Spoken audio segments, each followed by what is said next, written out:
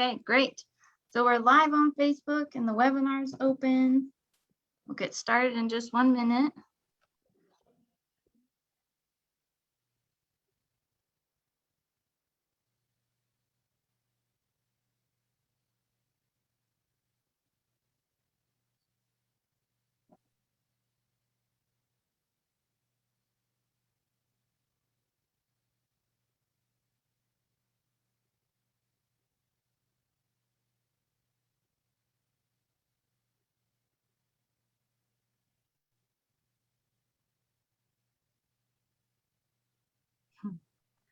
Okay.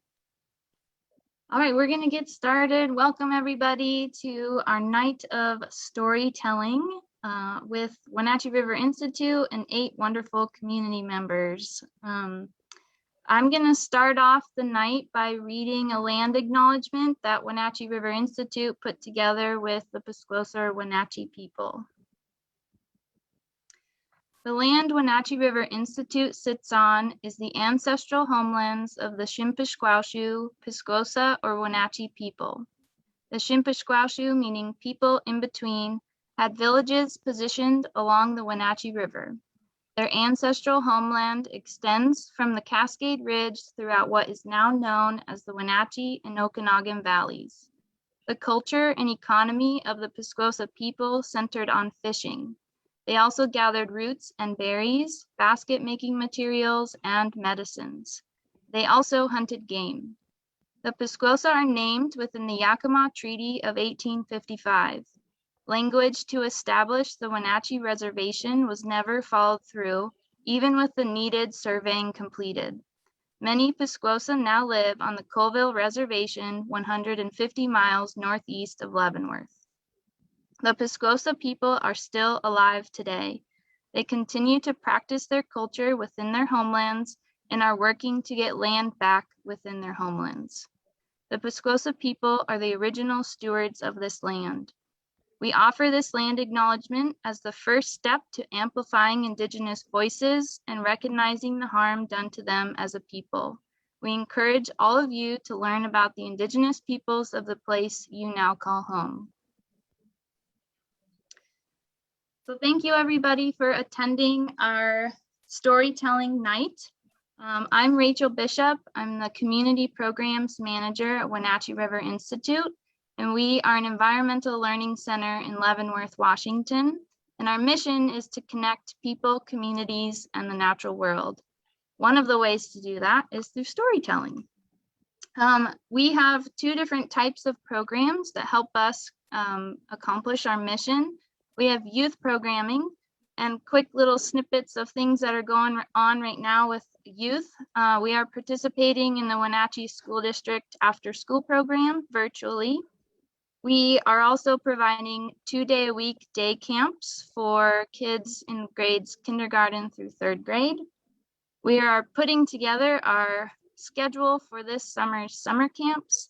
And we are also putting together field days at schools where we are going to travel to schools and engage with them in the natural world around their school. And we also have community programs, which is what I manage. And right now, registration for our annual Spring Bird Fest is live. This year is a hybrid fashion. So we have some virtual events as well as in-person birding events. We also have other virtual events such as this one that are happening, though as we get closer to summer, we will be weaning off of the virtual events and hopefully having more outside in-person events. And we also have new self-guided education on our property. So we have some nature tours, garden tours, walking tours, and signage around the property for you to enjoy and take yourself on. And I just wanted to mention 3 upcoming programs that some folks might be interested in. This weekend on April 17th, the Earth Day Fair is happening at Pybus Market in Wenatchee. And we will be there with a booth as well as many other organizations and businesses. On April 22nd, which is Earth Day, we are doing a river cleanup. So you can come in person and help us pick up garbage along the Wenatchee River. And that's from 4 p.m. to 6 p.m. And lastly, on April 27th, we are participating in the Wenatchee Valley Museum and Cultural Center's environmental film series. And we are going to be showing the movie Promised Land. And that follows two tribes on the west side of Washington, the Duwamish and the Chinook, as they fight for different rights that were promised to them in treaties that they never received. And that when you register through the museum for this event, you'll get the link to watch that film for free. And also on the 27th, we'll be having a panel discussion with 4 members of the Pisclosa or Wenatchee Band who are going to be talking about rights that they're fighting for and successes they've had and other things that they're working towards. And Wendell, one of our storytellers, will be on that panel. So tonight is an evening of storytelling, and storytelling has long been a way for communities to come together and pass down information and spread joy. Tonight, we'll hear from 8 storytellers from our greater community, and our theme for the night is Discovery in Nature. I would like to thank everyone in the audience for their patience with any technological issues we experience that comes with the atmosphere we are in. And also, I encourage you to use the chat feature if you're watching through the webinar or the comments on Facebook to spread praise for our storytellers. I will make sure it gets to them. So tonight, we are going to start with Wendell George. I'm going to introduce him before he starts. So Wendell is a member of the Intiat and Wenatchee tribes. He has worked at Boeing, the Colville Confederated Tribes, and owned and operated a cattle ranch. Wendell has 6 children, 6 grandchildren, and several great-grandchildren. And the story he is telling tonight is titled, My Horse, Cartar.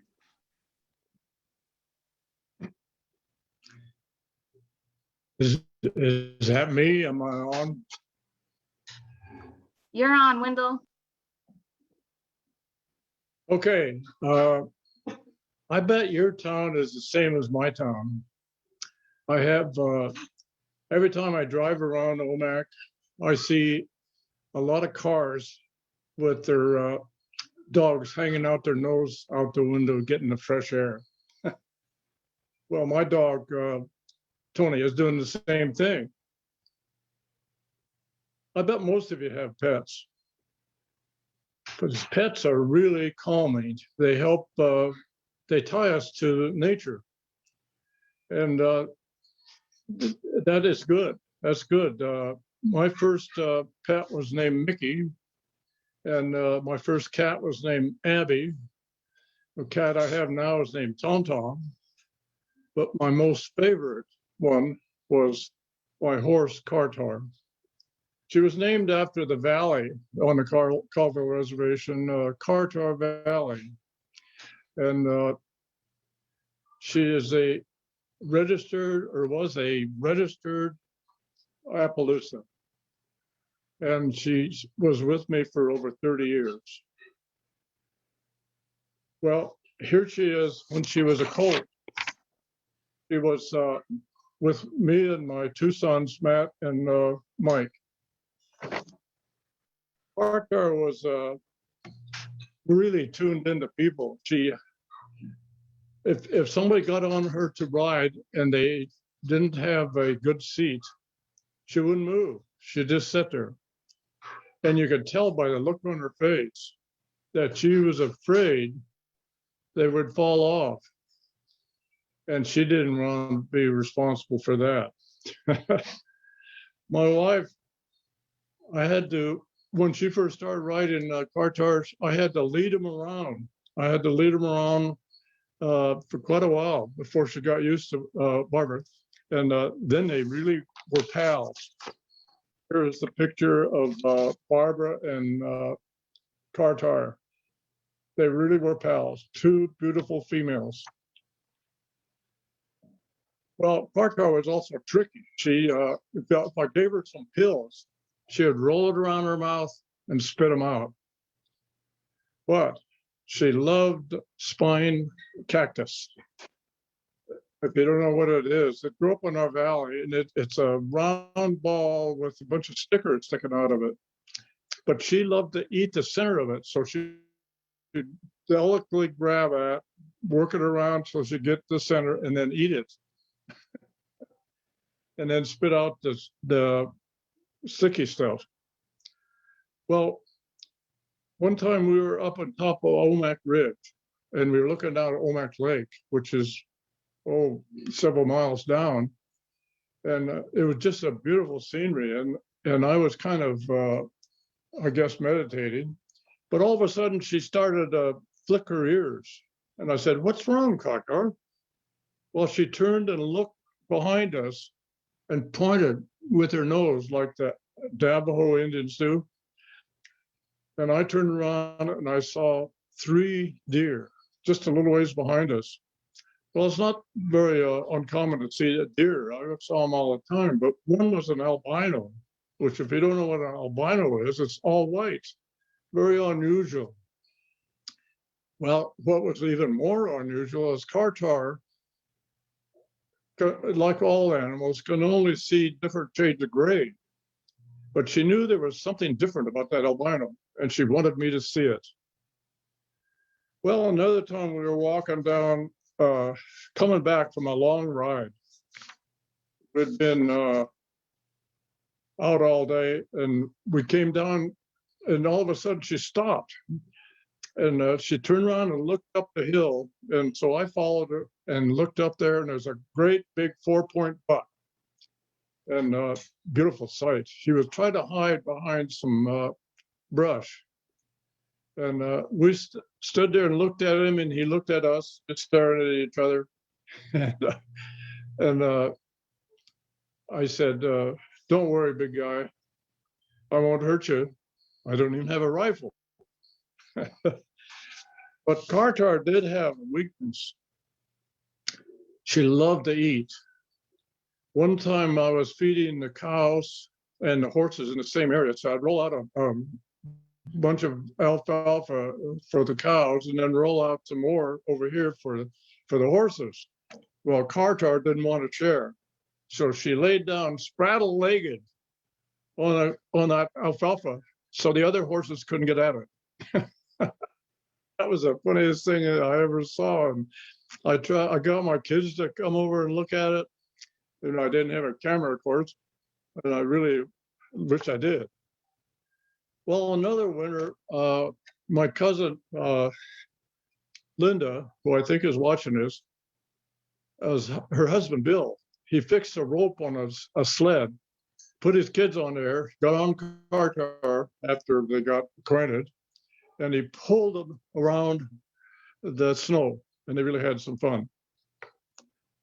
On another day, Kartar and I were out in a back 40. We were bringing in some cows, and all of a sudden, cows spooked, and I don't know what happened. They would start running, and so Kartar ran to head them off. And when I got up to the front, I was going to head them off. I made a hard left turn, or tried to make a hard left turn, pressed down on my right stirrup, and it broke, and I took a header into the dirt. Well, Kartar knew that she couldn't help me herself, so she took running fast as she could back to the corral to where my son Matt was working, and she showed him the riderless horse. She knew he would get the message, and he did get the message. So he started coming out to get me, but I was walking in. The only thing that hurt was my pride for falling off the horse. Well, Kartar and I became one. We read each other's thoughts. But she only tolerated me because she didn't always agree with how I handled cows. One time we were separating out some yearlings from the rest of the herd, and we were bringing them into a holding pen. And we're doing fine for a while there. I got most of them in, but the last 2 were real wild, and I couldn't get them in. We tried 2 or 3 times, and they would bolt and run away. So this last time we were running towards the gate, Kartar decided she's going to take over. So her ears went back. She clamped down on the bit, And as we got up to the gate, she bumped both those 200 or 600-pound yearlings into the holding pen. But that wasn't enough. She trotted over to the other side of the fence, stopped, her ears went forward, turned around and looked at me as if to say, that's how you do it. Oh, you couldn't have a better friend.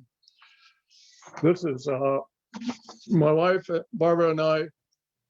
We were riding the horses. We'd trade off because we both wanted to ride Cartar. And so, thank you, Lim. I'm done.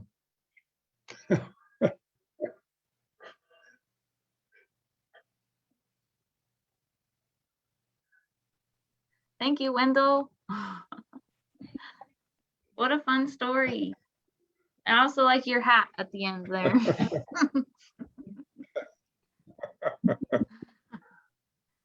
Okay, so next we have Joanna Dunn. Joanna is a yoga and meditation teacher who spends much of her professional life exploring the wilderness inside each of us. In her personal life, she explores the wilderness outside by ski, bicycle, and foot. And the story she is telling tonight is titled A Grizzly Bear's Lesson.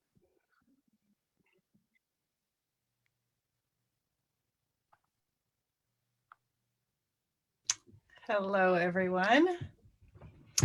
So as I begin, I'd like to share with you a couple of rules for how to handle a grizzly bear encounter. 1, be prepared, carry bear spray. 2, prevent surprise bear encounters, hike in groups of 3 or more. 3, be alert, see the bear before you surprise it. 4, avoid eye contact with the bear. Now, unfortunately, I wasn't following any of these when I locked eyes with my beautiful grizzly friend on the shores of Lake Louise in the summer of 2003. If we were all in the same space together, I would ask you to raise your hands if you've been fortunate enough to visit Lake Louise in Alberta, Canada. So for those, since we can't do that, maybe you can put in the chat or in your Facebook, you can write in if you've been to Lake Louise. But just in case those of you who are unfamiliar, it is probably one of the most photographed lakes in the world, even more than our local Kolchak Lake in the Enchantments. But like Kolchak, it is a glacial lake with that unmistakable cloudy blue-green water. And like Kolchak, it is surrounded by picturesque mountains. Although unlike Kolchak, you don't have the strenuous 2,000-foot steep hike to get to it. So conveniently, you can drive your car to within a short walk or even just stay at the 5-star Chateau Lake Louise right on its shores. This all makes it a very popular tourist destination for people from all over the world. The fateful morning of my grizzly encounter, my boyfriend and I arose early in the Lake Louise tent campground, not the 5-star resort, the Chateau Lake Louise, unfortunately. The tent campground is itself surrounded by an electric fence to keep bears out. We had been hiking each day to rock climb on a small cliff at the far end of the lake, following a wide and very well-traveled tourist path along which thousands of people walk each day under normal circumstances, not COVID circumstances, but very popular hiking trail. And it being fairly early in the morning, there were fewer tourists up and about on the trail. And as we carried our heavy packs loaded with climbing gear, my long-legged boyfriend, as usual, began to walk ahead of me until he was out of sight. And I found myself alone on the trail with nobody ahead of me or behind me. Very unusual on that path. Just before the rock climbing area, the human tourist path climbs up, and the path that horseback riders take comes down to meet it. And then the two paths join in order to move around the steep cliffs where we were headed to climb. And those of you, I'm sure many of you out there are backpackers, and if you've carried heavy packs, you know that as you climb upward, your tendency is to lean forward and look down. And I was doing just that as I walked up the small rise that joined the horse trail. And I was very much lost in my own thoughts. Suddenly, I heard in my right ear a short huff of air expelled from an animal nose. And turning, I fully expected to see a horse on the trail up and to the right of me. Instead, I turned my head to find a grizzly bear, just a few feet away, looking directly at me with curiosity from the horse trail slightly above me. Due to the rise in the human trail and the descent of the horse trail, we looked at each other right at eye level. I took a deep breath and I tried to remember the rules for an encounter with a grizzly, but they were gone. So I continued to walk slowly up the path, instinctively wanting to be closer to my boyfriend rather than wanting to be farther from the grizzly bear. As I walked up the path, I turned and I looked back at the grizzly and her 2 cubs. At this point, somewhere in my brain, I remembered that this was particularly bad, that mother bears were protective of their cubs and could act aggressively. I froze and time slowed down. Standing about 10 to 15 feet away from one another, the grizzly and I began a tentative dance. I took 1 step back. She took 1 step forward. I took another step back. She took another step forward. All the while, her cubs gathered behind her, sensing her cautious behavior. And all the while, she and I locked eyes against the rules and inquired of one another, am I safe?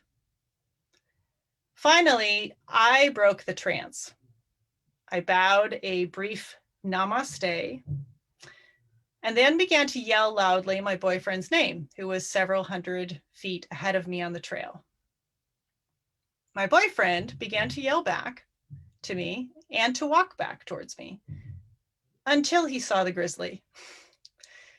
He managed to override his initial impulse to turn and save himself and picked up 2 rocks and banged them together, making a loud cracking noise.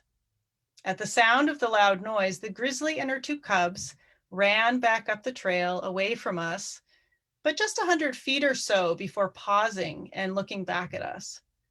He had bought us some time and space. I hurried over and as we reached each other, he said to me, now take out the camera and take a picture quick.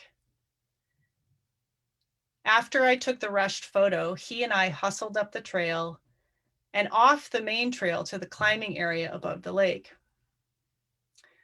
From the safety of our perch on the climbing area cliffs in the cool early morning air, and with the adrenaline beginning to fade from my body, we could calmly watch the grizzly mama and her cubs continue on their route up the tourist path to the head of the lake, where they crossed the inlet and began foraging on the far hillside for huckleberries.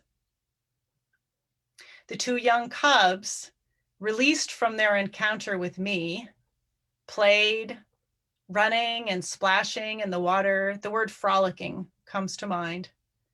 And the mama hustled them along from time to time, keeping them moving forward.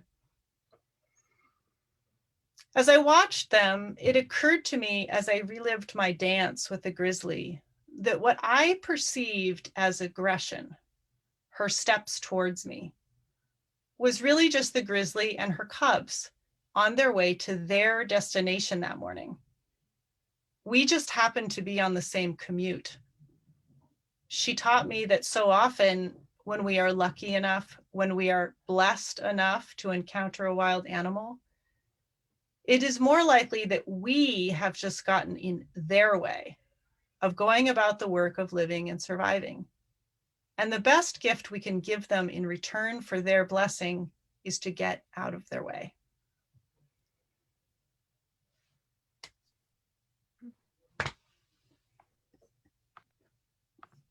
Thank you, Joanna. Wonderful.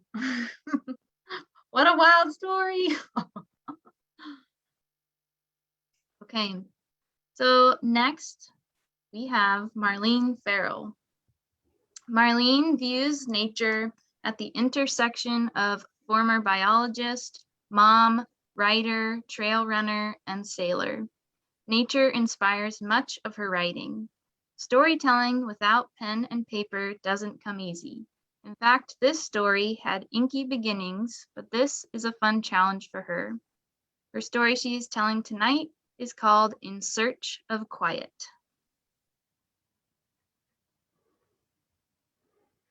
All right. Hello, everyone.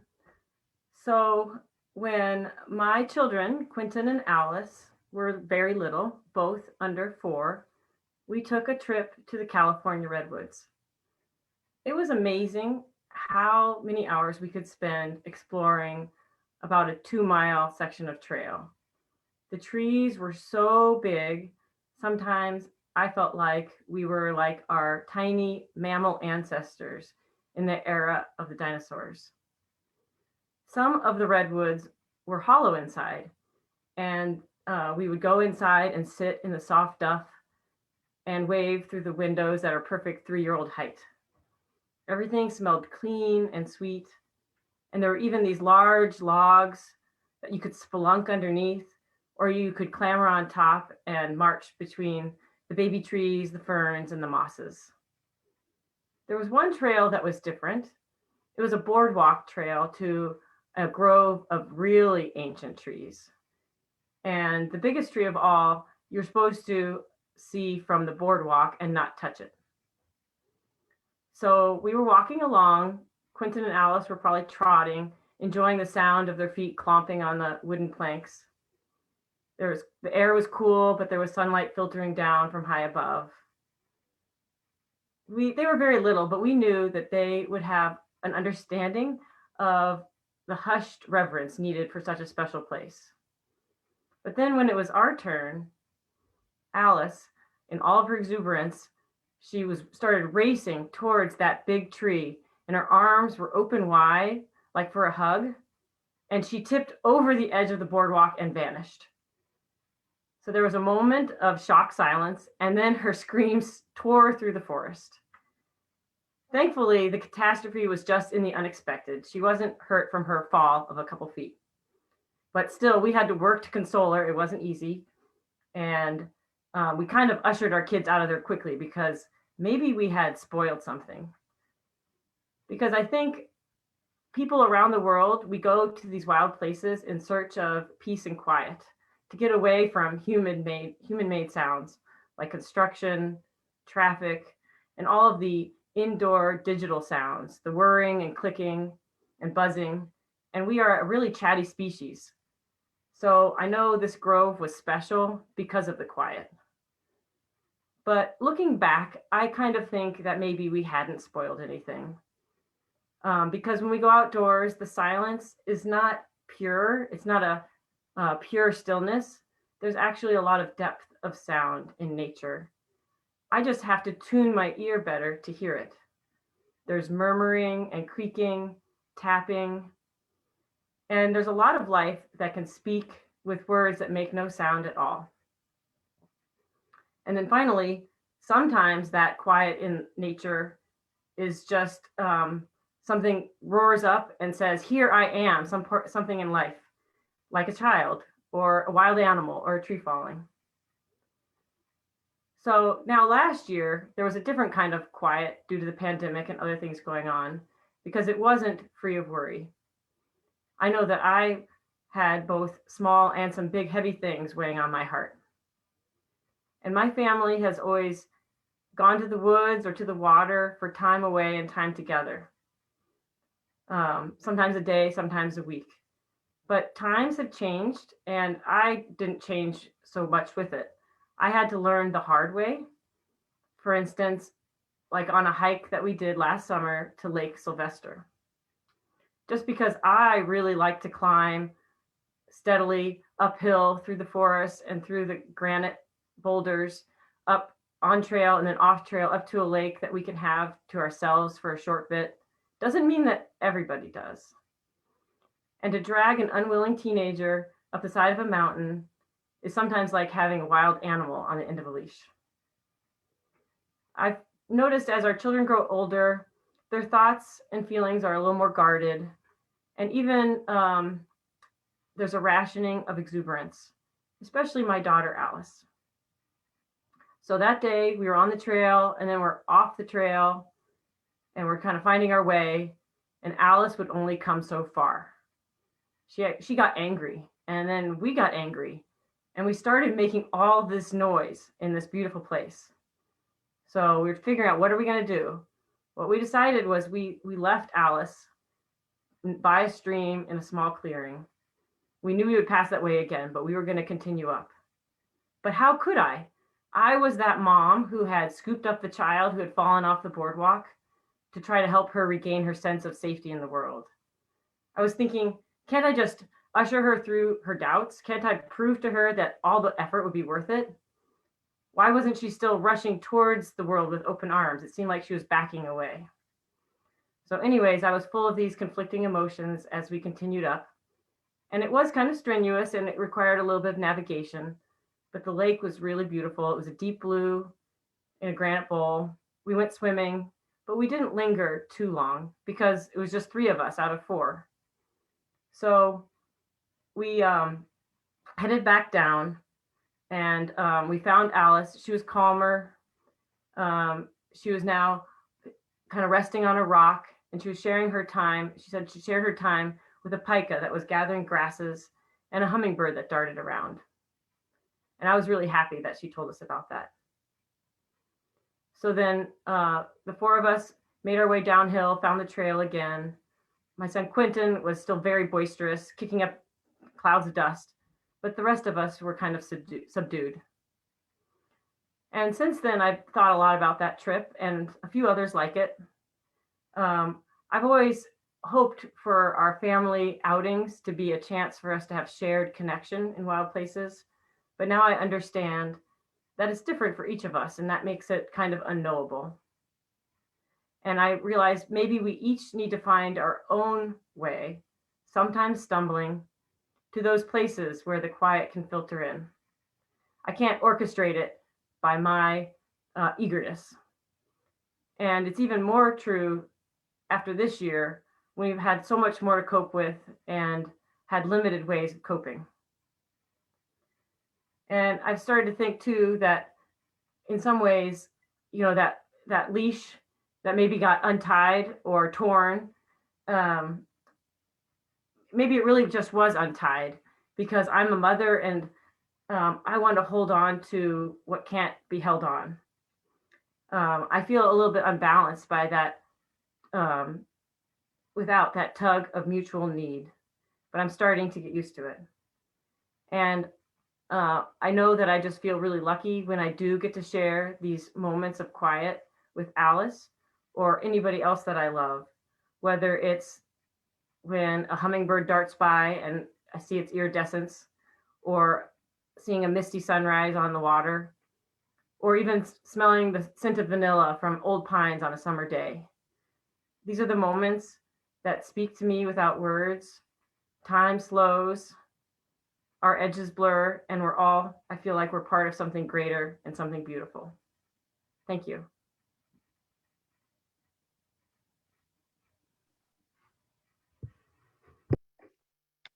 Thank you, Marlene. I hope you can see everyone clapping and lots of fun comments coming in too, applauding. Okay, so next tonight we have Julia Pinnix. Julia is currently the Visitor Services Manager for Leavenworth Fisheries Complex. She has explored wild places and amazing cultures all over the world. Julia's story tonight is called Sink or Swim, Finding Joy.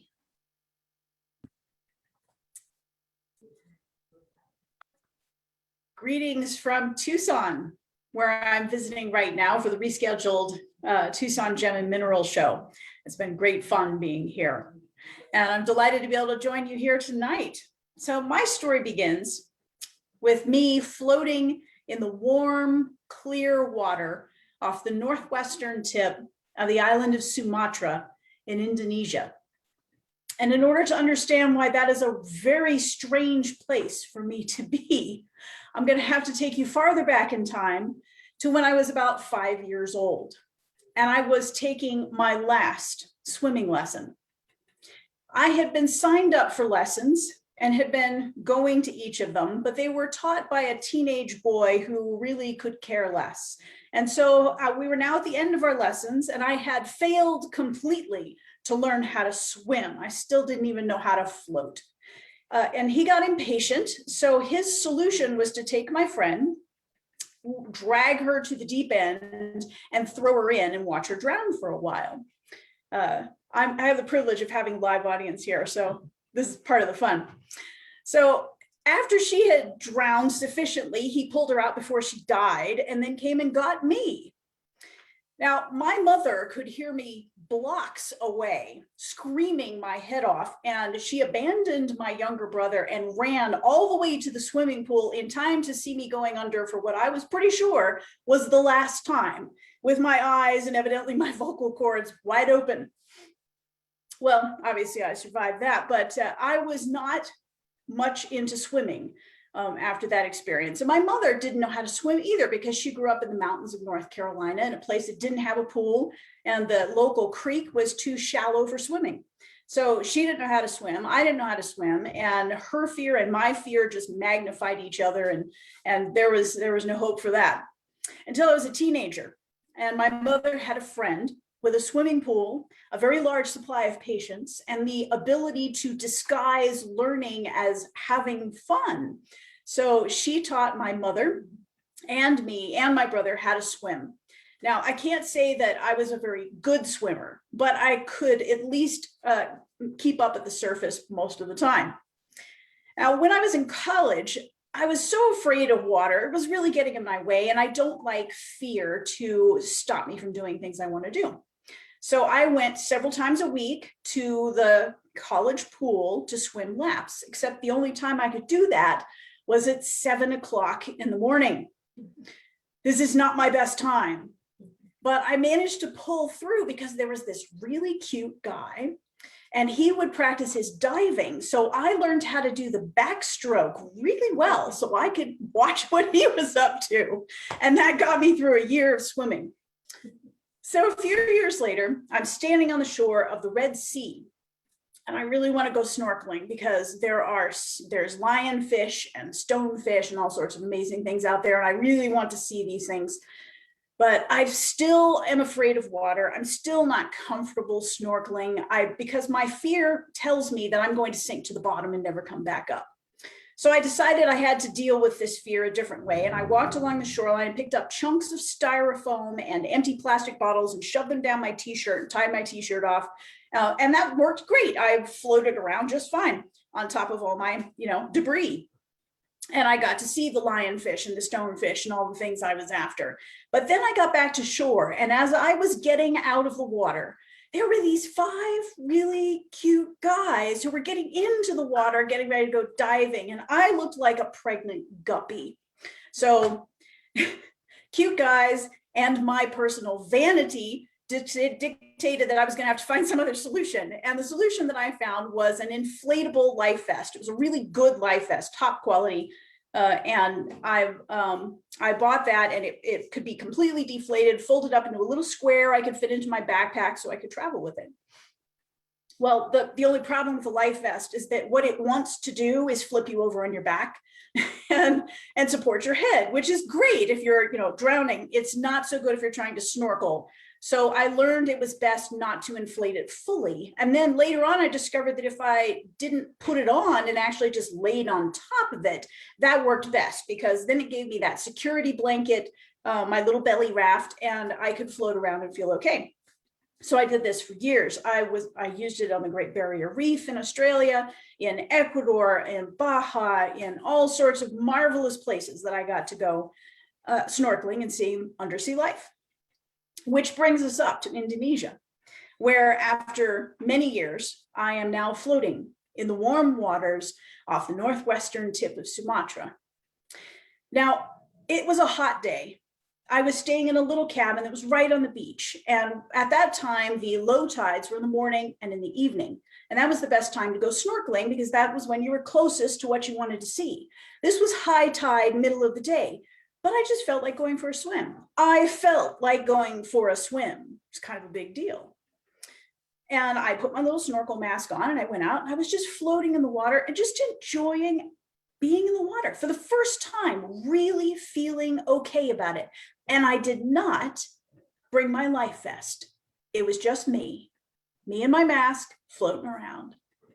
And then I saw something out of the corner of my eye. And I turned and here was a cuttlefish or cephalopod. And a cuttlefish or cephalopod looks like an octopus with short legs, big head, big eyes. And like an octopus, it changes color with its emotion. And the moment I turned around, it went perfectly white with terror. Because of course, people eat them. But I was just curious. I was delighted that I was getting to see one of these things. It was the only time I'd ever seen one. So there I was floating and just looking at the cephalopod. And the cephalopod started to relax and change colors and started looking back at me. And we were just having this great moment.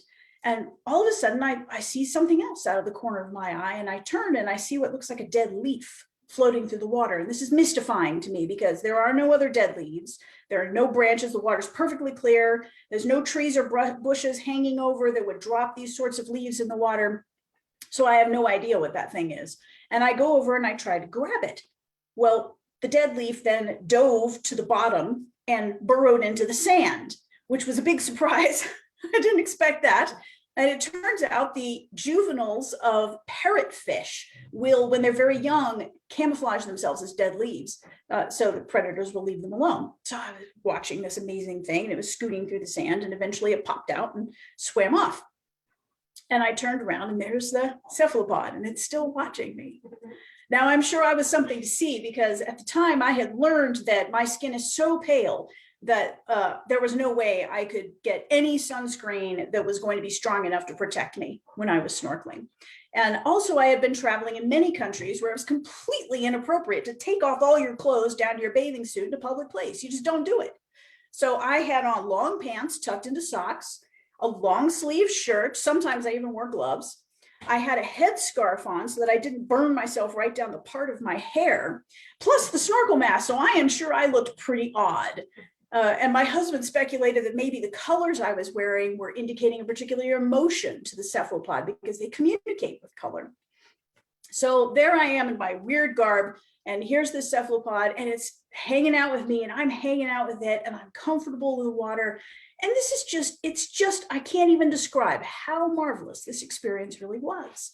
And I realized that all those years I had worked so hard on my fear of water so that I could be right there, right then, with that animal in the water. Thanks for listening.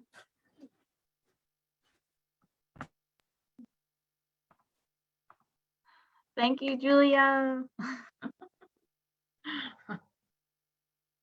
Okay, so our next speaker or storyteller tonight is Dave Bartholomew.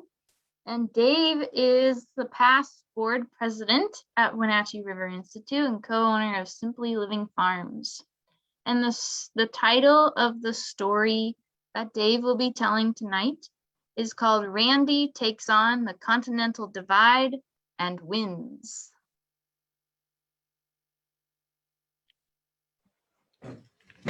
All right, thank you, Rachel. So I want to talk about connecting with nature. And I think we all know that that's a phrase that we say a lot and we hear a lot.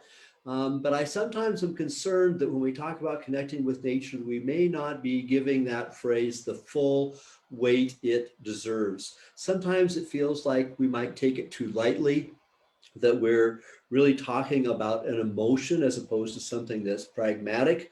It's really touchy-feely, if you will. It's a feel-good kind of an act. And I don't look at it that way. My view as illustrated by the story I'm about to tell you, is that connecting with nature is really connecting with reality. And connecting with reality is a very good thing, particularly, it would seem, these days. You see, I discovered early in life that what I learned in the outdoors had a practical application in the rest of my life. And in fact, I would go so far as to say that connecting with nature has had a profound impact on every single aspect of my life and continues in that way. I learned about an organization called Big City Mountaineers at a trade show many years ago. It really struck me as being an opportunity for me to not only be able to give back to people, to help others in their connection with nature, but also to do it with people who really seemed to need it the most, people who had struggles, people who had challenges, people who had had rough times, and in many ways are the people who most need to connect with nature. So I signed up. You see, BCM is built on a premise of taking at-risk, underserved inner city youth on outdoor outings. And you're probably telling yourself that that's really not very unique. There's probably literally hundreds of nonprofits around the country that do that, and that would be true. But there are a number of things that set Big City Mountaineers apart from those systems. And one of them is that they don't sentence people to connect with nature. Connecting with nature is not used as punishment. I heard someone say about that time in my life that they used to have the job of taking young people into the woods with him for a month at the time. And they went there because the courts had sentenced them to go on those trips. And I think that's just a disgrace. It is such a shame to use outdoor experiences as punishment for doing bad. So Big City Mountaineers did exactly the opposite. They sought to partner with other organizations that already had relationships with at-risk inner city youth, in particular groups like girls clubs and boys clubs, and took them on outdoor experiences as a reward, not as a punishment. The first trip I went on with BCM was in Colorado. The boys that were on the trip were actually from Florida, and the leaders were from all over the country. And the boys that went came from a boys' home. It was a residential facility. It was a locked facility, but the boys were voluntarily incarcerated. And that seems like an oxymoron to me. Why would someone voluntarily incarcerate? But the reason why is that their parents or their guardians and themselves realized that their life was going so badly that they needed to be locked up and they needed to address what was going on. One thing that was particularly interesting about this boys' home was that it was completely funded out of the personal wallets of the sheriffs in the area. Not the sheriff's department, but the sheriffs themselves actually paid to build and open and operate this home. And they had a very good system of merits and demerits, which nested nicely with how BCM operates. And so the way it worked is that they told the kids well ahead of time, hey, if you get enough merits, we'll put you on an airplane. We'll fly you to Colorado. We'll take you on a week-long hike and you'll have the time of your life. And so by the time we met them at the airport, they were psyched. This was not a punishment. This was not something they were doing against their will. This was something that they were being rewarded with, and that made all the difference in the world. Another differentiating factor with BCM is the ratio of adult leader and youth. The trips are gender specific, so our trip consisted of 5 men and 5 youth. And this makes a big difference as well. And at that time, the trips were about a week long with 5 days on the trail. And what happened over the next week was truly eye-opening for me. And I like to believe that it was eye-opening for the youth as well. So when we arrived at the trailhead, I told them that on average, this trip would be flat. Well, these guys from Florida, 5 of them, only one of them had ever been outside of the state of Florida.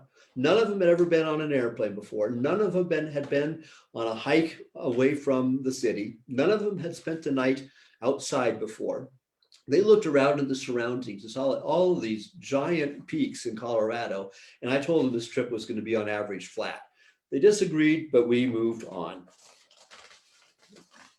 So as it turns out, there's a lot of things about a BCU experience that seem unique, seem like it probably is something specific to that particular trip. But in fact, human nature is such that these key elements actually repeat themselves, well, naturally. So for instance, in day one, I've only been on trips with young men, but day one was macho day. They had to show that they were strong, that they could handle anything. They were cool. It was kind of a time to set their position in the gang, if you will. One guy was very, very proud of the fact that he was on a football team and he had great accomplishments on the football field and elsewhere. And that worked great until later in the day. He had some really bad chafing and he was in a lot of pain and he became a whole lot more humble. Well, I told him I had this substance that we use for this very purpose. In fact, my boys referred to it as being like the 1,000 wings of beating angels. And it's called Gold Bond medicated powder. And it would really make a difference for you. But the first second or two, it's going to sting a little bit. He was too scared of that sting ever to use the Gold Bond medicated powder. He suffered the chafing the entire trip because he was scared of that sting of the powder. So day one was macho day. Day two is always a day of complaining. So the first day, they've got lots of adrenaline, they've got lots of excitement, they've got lots of enthusiasm. This is their big reward. They can put up with just about anything. Day two, that had kind of ebbed. And all of a sudden, it's like, how much further? This pack is so heavy. Can I carry somebody else's pack? Their pack is lighter. This is awful. I hate doing this. When's it going to be over? And it just really goes on all day long. And one of the things they said was, well, you told us this trip was going to be flat. And I said, no, I didn't say it was going to be flat. I said, on average, it's going to be flat because we started at the van in the parking lot and we end at the van in the parking lot. So on average, that's flat. Well, that was a geometry lesson that went on for the rest of the trip, but I don't think they particularly appreciated it. So another thing that was turned out to be a routine occurrence on a BCM trip that was a lot more profound is that there are 5 adult men and 5 youth, and it doesn't take long before those youth self-select an adult to be friends with. And I have a reason that I believe that that happens. And that is that on these trips I took to listening to key words. And some of the words that I listened for were words like father or dad or uncle or grandpa. And after quite a few kids going through the trips I went on, I only heard those words a couple of times. I'd hear mom, I'd hear aunt, I'd hear grandma, but they didn't have anything about a positive adult role model in their life. And so imagine all of the different things that are going on for them. They went on a plane, they went to Colorado, they're on a hike, they're sleeping on the ground. And these guys actually care about us. They actually are willing to take time off from work. They're paying for their own way to be here. And so it's natural for them to say, wow, this is somebody that actually cares for me. So it really is an amazing experience to be with somebody like that.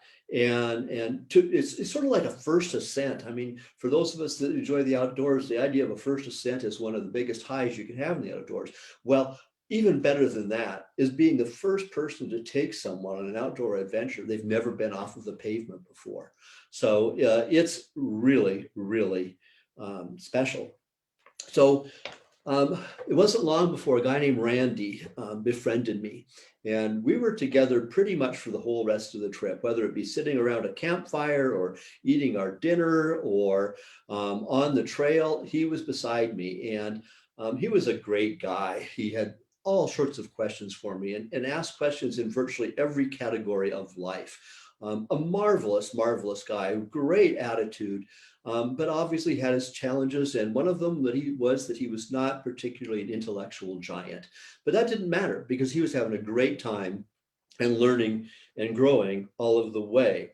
And he ran the conversation most of the time. When it came to, if he asked me a question, I'd answer it, but mostly he just was enjoying having someone that would listen and care what he had to say. So day 3 was a day that we came to call it Summit Day. Now, some of the BCM trips are on the water, some of them are on the flatlands, but day 3 is always a summit day. And in our case, it was more of a literal summit day. We were going up to the peak of the Continental Divide. And if the complaining in day 2 was bad, day 3 is horrible. They get angry, they get mean, they threaten to turn around, they toss their packs on the ground. And our job is just to gently encourage them, urge them, tell them what they can look forward to, and keep them going. And that almost always works. Finally, we made it to the Continental Divide. Now, if you're in Florida and you're 13, 14, 15 years old, chances are you don't know or care about what the Continental Divide is. So I had heard somebody else use this way of explaining to somebody. I said, all right, go up to the top of the ridge and turn to your right. You'd be facing Florida, and take a pee. And your urine is going to end up in the Atlantic Ocean, not too far from Florida. And now just turn around, face the other direction, and pee, and it's going to end up in the Pacific Ocean, thousands of miles away from the Atlantic Ocean. They looked at me aghast, and of course, they all took me up on my suggestion, and were peeing on the Continental Divide Trail. After that, it was time for lunch. We sat down, and Randy once again was sitting near me. And the group was surprisingly silent, and particularly Randy. And I was trying to keep my eye on what he was doing. And he was eating his lunch, but his eyes were out on the horizon and looking down at the land below. And he obviously was thinking about a lot of things. And finally, he said something, and it was really apparent to me that he wasn't saying it to me. He was probably saying it to himself. And in all of the words that I've heard over my entire life, they're probably among the most profound words I've ever heard anybody say. So this 13, 14-year-old kid that had been in trouble all of his life, that was voluntarily incarcerated, that had never given any thought to what his future might hold, and to the extent he might have done so, it would have been negative things. He looked out and he said to himself, when I grow up, I'm going to move to Colorado and I'm going to become an attorney. I don't know what happened to Randy. I don't know whether he did those things. I kind of think that he probably didn't. But the point is that for the first time in his life, he was able to consider his future, to consider what he was capable of. And he did that by discovering nature. Thank you.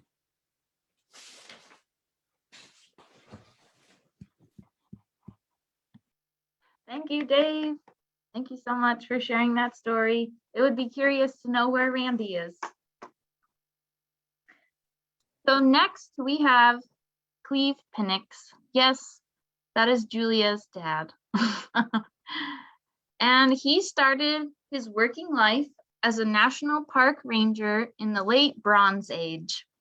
He later staffed the National Parks Subcommittee in the U.S. House of Representatives, then worked for the Washington DNR, and finished up as the director of the Washington State Parks Department. He lives with his patient wife, Marty, in Lacey, Washington. And the title of his story tonight is The Caverns of Ice, Then and Now. All right. Thanks, Rachel. I'd like for everybody to indulge me and try a little experiment. If you will, just close your eyes. Close your eyes, kind of clear your mind, and I want you to visualize something. I want you to imagine that you're standing in a giant tunnel, the size of a railroad tunnel. You got that? Got that in mind? But now we're going to change the image. Its walls are glacial ice, and the ice is sapphire blue from transmitted sunlight. It's loud because an icy stream fills most of the floor. And as you look upstream, the tunnel fades into black. Okay, got that image? You can open up now. Let's go visit the Paradise Ice Caves. In August of 1968, Marty and I had been living at Paradise Ranger Station at Mount Rainier National Park for about a year and a half. I was a National Park Ranger. I had that rarest of things for that time of year, a day off. Marty had given birth to our daughter Julia in March. Our baby was now 5 months old. We decided to take her along for a hike that day to a very special place, the Paradise Ice Caves. The ice caves were a well-known attraction in that area. The Paradise Glacier tumbled down from the Muir snowfields on Mount Rainier to end in a big rock basin filled with deep glacial ice. This lower lobe of the glacier was stagnant. It didn't move out of its bedrock basin. An icy meltwater stream flowed out from under the glacier terminus. The stream opening let airflow in underneath the ice. During some summers, when the winter snows hadn't buried the terminus too deep, the snout melted out, exposing a tunnel beneath the glacial ice. Overhead, the airflow had sculpted the interior surface into the shape of giant scallops. From the sunlight that hit the ice, only light waves in the blue of the spectrum could penetrate to the depth of the cave. It was an astonishing place. With Julia and a little carrier on my back, and Marty packing our lunch and gear, we hiked along Skyline Trail, climbing from Paradise Valley onto Mazama Ridge, passing through beautiful sprays of late summer asters. In places along the ridge, we even found mountain gentian in blossom, its royal blue cup signaling the very end of the brief summer season. We came to the rock bench constructed decades before to mark the spot where Stevens and Van Trump, the first known summit climbers, had left their native guide to continue upward. We turned onto a spur trail, following a ridge crest to the east, enjoying stunning views of the great bulk of Mount Rainier that filled the northern sky. In another mile or so, the side trail ended at a steep snow slope leading down into dim light. The sound of rushing water dominated the spot. We carefully worked our way down the slope, following tracks punched in the hard snow by previous hikers. Then we were on damp gravel by rushing water, taking time for our eyes to adjust to the low light. The scene was astounding. The azure vault of ice curving above our heads, the tunnel fading into black upstream from where we stood. Julia peeked out from her perch on my back, her eyes wide in the dim light. We were silent, all three of us. Soon it was time to leave. We were lightly dressed and the air beneath the ice was frigid. We emerged into the sunshine, walked a short distance from the glacier, found a rock to rest on, fed our little girl, and marveled at this wonderful place. Within a few years of our visit, a team of cavers mapped the Paradise Glacier Caves. Imagine wearing a wetsuit, dragging a surveyor's tape along, going into the darkness to map those caves. They measured over 8 miles of passages beneath the ice. It was the longest known mapped glacier cave system in the world. Now, fast forward several decades to just a few years ago, Marty and I decided to hike back to the area of the ice caves. We knew the ice caves had collapsed long ago. They were no longer an attraction to visitors, but the place was important to us. The memory's still strong. On a September day, we hiked the trail uphill again. Now the berries of the mountain ash were scarlet. All the meadow flowers had faded. In a matter of weeks, the snows of October would signal the start of early winter. This warm, sunny day was a gift. We found the spur trail junction again, followed the trace across the rocky ridge, noticed the striations cut into the bedrock by moving ice during their most recent ice age. Then, abruptly, we came to trail's end. Something was wrong, unfamiliar. And then we realized that what we were seeing was a barren rock basin drained by a small stream. The entire lower lobe of the Paradise Glacier was no more. The roughly half a square mile of glacial ice that had held the ice caves had completely vanished. What Marty and I discovered that day was that the idea of climate change was no longer a concept to be debated, an abstraction, a possible future. It was a stark reality. Within the span of our adult lives, this remarkable natural feature had been utterly erased.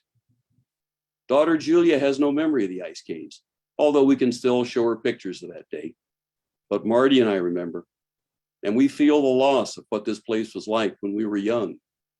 And we wonder, how much more loss will there be before our species is done altering this park, this region, this blue planet that is our only home? Thank you.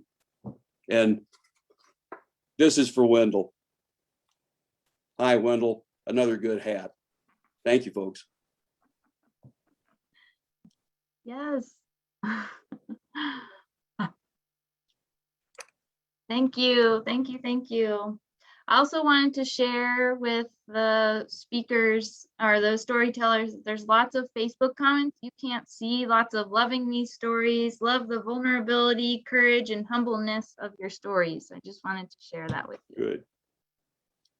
Okay, so next we have Pat Murphy. So Pat is a lifetime resident of Eastern Washington. He is retired from 32 years with the Forest Service as a reforestation specialist and GIS analyst. He is married to a famous person, part-time actor in community theaters and a TV commercial. And the story Pat is telling tonight is called Brian and the Barefoot.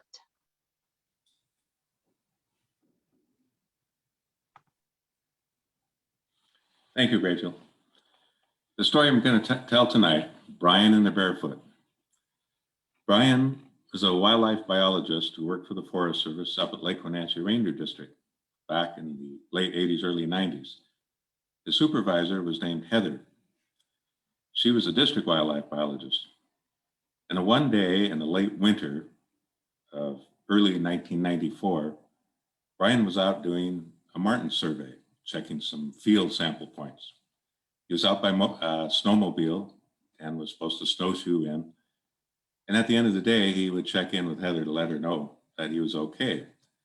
Well, he called on the radio that night and said, could you meet me at the snow park and please bring a blanket? Well, these were very odd requests from Brian. He was a very experienced outdoorsman. So Heather thought, okay, there's something wrong here, and had no idea what.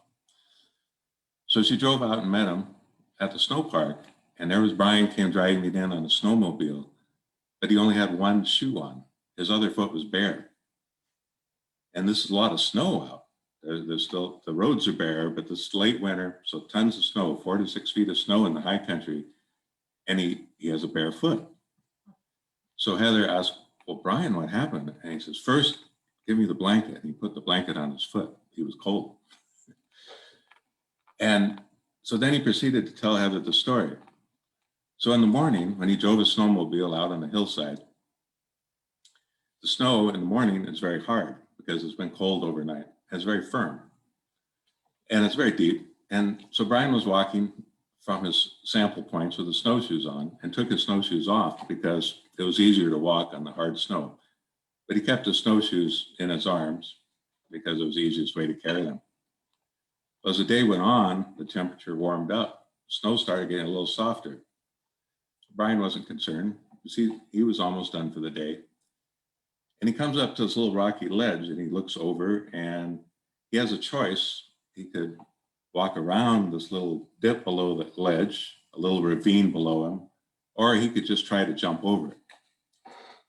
Well, Brian, being Brian, decided, I'm going to jump over that. And so he takes a leap and he doesn't quite make it. And he falls into the snow feet first and sinks directly up to his waist. And he's like, whoa, this is a little trouble. So he's kicking around, trying to get his way out of there. Well, he finds a solid spot to push his foot against. And he goes, okay, I can get my way out of here. So he starts pushing. He gets his snowshoes under his arms, his elbows to push up with. And all of a sudden, he realizes the ground's moving. Well, that's odd. How can the ground be moving? And he starts wiggling his foot a little bit more. And all of a sudden, up from below his legs came this whiff, a very strong odor. And something grabs onto his foot. And the light bulb goes on in Brian's head and goes, oh my gosh, I have fallen into a bear den of a hibernating bear. And the bear has got his foot and a clench and will not let go. And Brian's kicking and he's struggling and he could be pulled in. He's got to think quick. So he starts kicking the bear's head with his other foot and trying to pull himself out with the snowshoes on his elbows to push his way out. Well, fortunately, Brian was wearing a type of shoe. It was a Sorel pack boot. And these pack boots have a thick felt liner in them. And no matter how tight you tie them, your foot is always a little bit loose in them because of the felt liner. So Brian was kicking on this thing and his foot was able to pull out of the felt liner while the bear was pulling down on his foot. So he was able, using all his strength, he suddenly popped out of the hole and dragged himself and rolled over, and his boot was gone, his foot was bruised, the sock was scratched off, and he still had this bear that potentially could be chasing him. So he tried to walk and immediately sunk into the snow. The snow was soft. He has to wear snowshoes, but he can't wear them on a bare foot. So what does he do? He's got to think fast. The bear is making noises and snow's moving around him. And so he puts the snowshoes on his knees and ties them around his knees and starts climbing back up the hill a long, long ways, back up the hill to the snowmobile. He gets to the snowmobile finally. He never sees the bear again. Starts up the snowmobile and then has to ride several miles back to the snow park with his bare foot. That's cold, it's freezing, and calls Heather on the radio, please come and meet me. And Heather finds out, and it's an incredible story. And we checked around later with all our friends in the Forest Service that we've known all the years, and no one had ever heard of someone falling into a hibernating bear den. And to this day, there's probably somewhere on that ridge above Lake Wenatchee, there's an old rotten Sorel boot sitting up there, and people wonder what that one boot could be there for. And that's the story of Ryan and his barefoot and the bear. Thank you.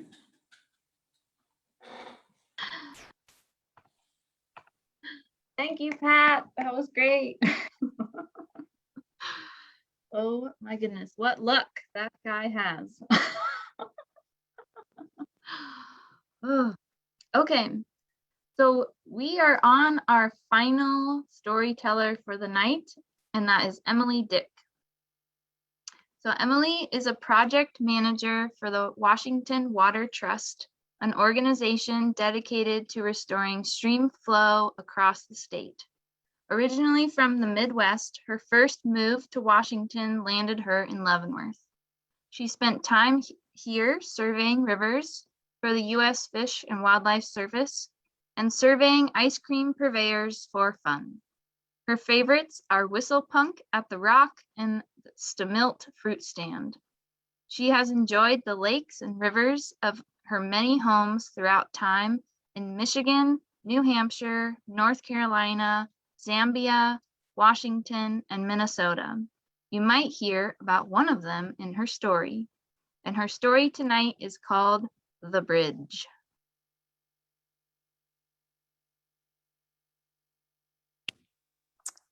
Thanks, Rachel. So my story is about a bad idea I had, and I should have known there were warning signs right away that it was a bad idea. I was a Peace Corps volunteer in Zambia, a country in the southern part of Africa, and I was living in a rural village in a rural part of that country. And my idea was to lead and host an environmental camp for kids in Zambia who live their entire lives outdoors. So a little bit misguided, but I did have an idea that it would be really amazing to show Zambian kids some wildlife, which doesn't exist in their environment anymore. They've been overhunted in areas that people live in. And so I thought I would host this camp at an educational setting in Kafue National Park. So I set up a passenger bus rental, 60 passenger bus, and the bus rental company insisted that an escort vehicle go along with me. And I thought this was total overkill, which is another indicator that my thinking wasn't quite in line with what was about to happen. But the day of the camp arrived and we loaded up the bus with 40 students, chaperones, volunteers, and all of the things and food we would need for 4 days in the park. And as you can imagine, traveling in Africa is slow and hard, and there's lots of wrong directions that are given. So we left in the morning, and by the time we arrived at the entrance gate to the national park, it was 6 p.m., which wouldn't have been a problem. Zambians are very used to travel taking a long time, except for that the gate was closed starting at 5 p.m. And the guards informed us that it wouldn't be opening again until 8 a.m. And that's when they could let us through. Now, I have a background in wilderness trip leading, so I have a habit of looking at risk and assessing what my backup options are. At this point, I've realized that I've been doing a really poor job at that. My backup option is to drive in the opposite direction for 7 hours to get to the nearest town where there's a hotel we could stay overnight. Or the default is to stay parked at this park entrance gate until they let us in, which is in the middle of nowhere. Luckily, there's also an unspoken rule in Zambia that any type of enforcement, like a traffic control booth or toll booth, has to be manned to be respected. And so around 10 p.m., the guards disappear from the gate and the gate is open, and we get a free pass into the park, which is wonderful to start moving, but it's also a little terrifying because we're entering the park in pitch dark. None of us have ever been here. I've received excellent directions, meaning there is a road, follow it, and you'll pass 2 bridges. And this is pretty much all I know. And I quickly learned that the road we're following has not been maintained since it was built in the 60s. So our travel is slow. We're clearing the path as we go.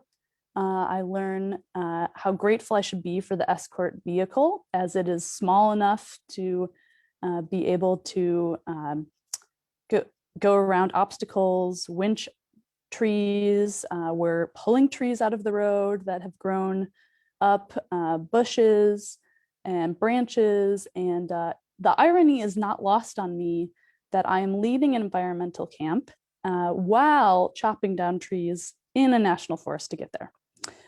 But we press on. We're making very slow progress, but forward is the only direction my brain can register at this time of day and stress. We get to the first bridge and we're able to cross that okay, because the wheel, it's short enough that the wheels can stay on ground, solid ground on one side at any given time.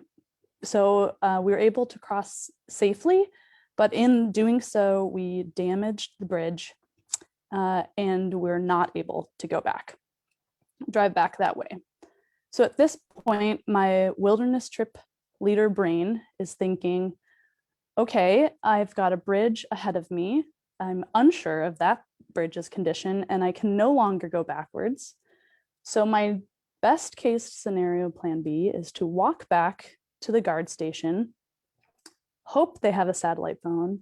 If they do not, hope someone drives on this deserted road in the next couple of days, can take me the 7 hours into town where I can get cell phone service, call Peace Corps, and have them helicopter us out, maybe 4 to 5 days later. So not a great plan. We get to the second bridge and it is in a much steeper ravine, much bigger bridge. So we park the bus on the slope leading up to the bridge and get out to survey the area. And we have the students and chaperones carry their belongings and walk them across to try and eliminate the weight. And everyone is on the other side. We've realized that the structure of the bridge is metal, which is good, hasn't eroded, but the entire platform was made of wood and is completely decomposed. It's been replaced by spare branches and root wads and trees, and we're not sure if we'll be able to make it. The bus driver and I are the only ones left on the other side, and we're tasked with getting the bus across.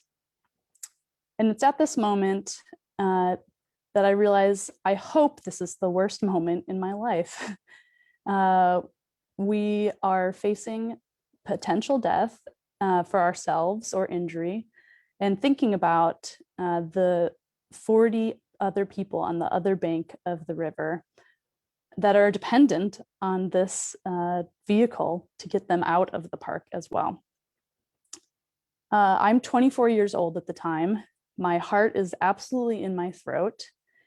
And to give you a physical representation of how I felt, the food that we had packed at the back of the bus that was frozen in the morning is now thawed, and there is thawed chicken and fish juices sliding down the floor of the bus, coating everything on the floor, including around your feet. So really not the best moment I've lived through. Through a miracle, we were able to make it across.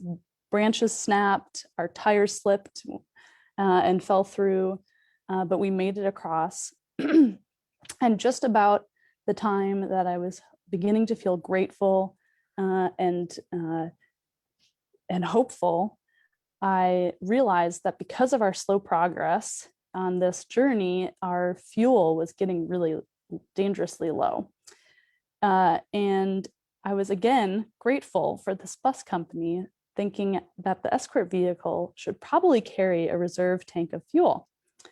And just around the time that I was realizing this gratitude, a branch punctured right through that very reserve tank of fuel. And now diesel fuel, gallons and gallons, is spewing into the national park. Again, the irony is powerful. Luckily, the puncture was not all the way down. And so we were able to salvage and stop the spewing. We did have some gas remaining, but we limped on, unsure of how much farther we had to go. Travel was slow, clearing was hard. We finally arrived to camp at 2 a.m. in the morning in a national park we had never been to. Vehicles battered, gas almost empty, absolutely exhausted. Classes were canceled the whole next day so we could sort out our way out. And once we had figured out that we were going to be okay, we spent 3 days learning underneath a 3,000-year-old baobab tree amongst the banks of the Zambezi River with hippos and crocodiles floating by and antelopes bounding in the savanna distance. So through this journey, I realized that nature is the real educator. And it taught me that it takes good planning to avoid a gas spill and near death in a national park. And it taught them that antelopes are pretty cool. Thanks.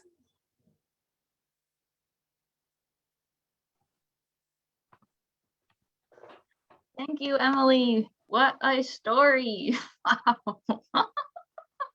Can't believe it. Well, folks, that brings us to the end of our night of storytelling and how amazing it was. Thank you all to the storytellers. A huge round of applause for all of you.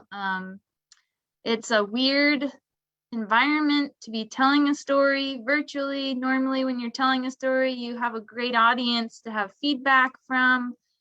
So I really appreciate you being willing to have a storytelling night in this atmosphere. And yeah, lots of Nice job. Oh my goodness. Wow. Hearts, many different comments coming in, and people are really enjoying this. So I appreciate you all so much. And thank you to the audience for tuning in and providing some ears for our storytellers. And thank you for chatting in and sharing your love. And I hope everybody has a fabulous night and enjoys the sunshine to come. And happy spring to all.